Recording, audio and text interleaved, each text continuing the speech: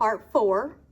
This one's going to be a little more difficult for me to get recorded, but we'll see how we can do. So we're going to take some water and add some electricity to it. So this is actually ionized water. That way it will conduct electricity. It's got to have dissolved ions in it. And it actually has MgSO4. This is Epsom salt.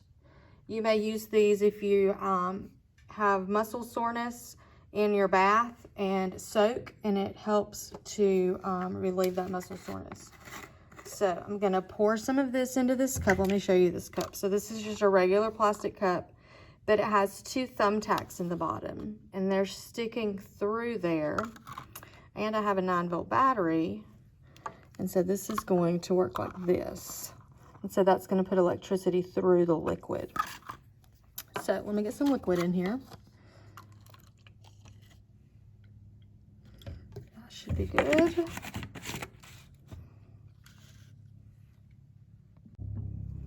Now, this is going to be a balancing act because I need to put the thermometer in. We'll see what the temperature is.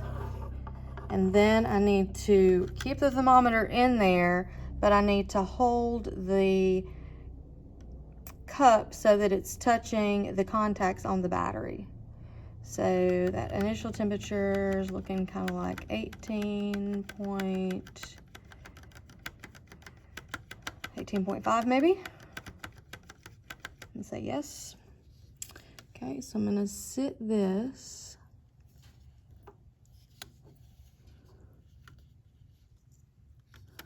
Okay, you should see from those thumbtacks, do you see those bubbles? And you should notice that there are more bubbles on the thumbtack on the right than there are on the left. And the bubbles are even a little bigger.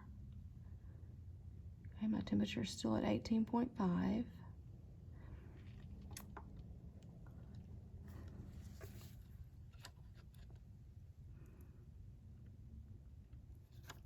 Oops.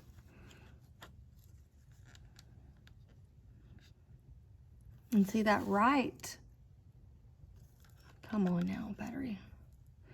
That white, right, oh, come on, here we go. The right thumbtack is like almost white because it's covered with so many bubbles. Okay, our temperature's up to 18.6.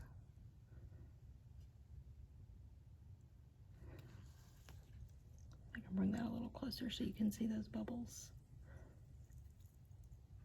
You see how the one on the right is so many more bubbles.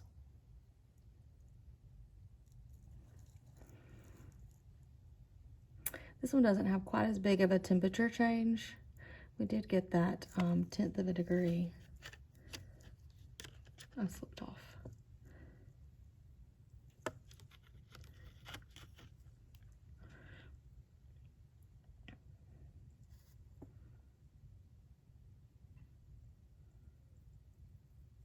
So we're going to say 18.6 is our high temperature.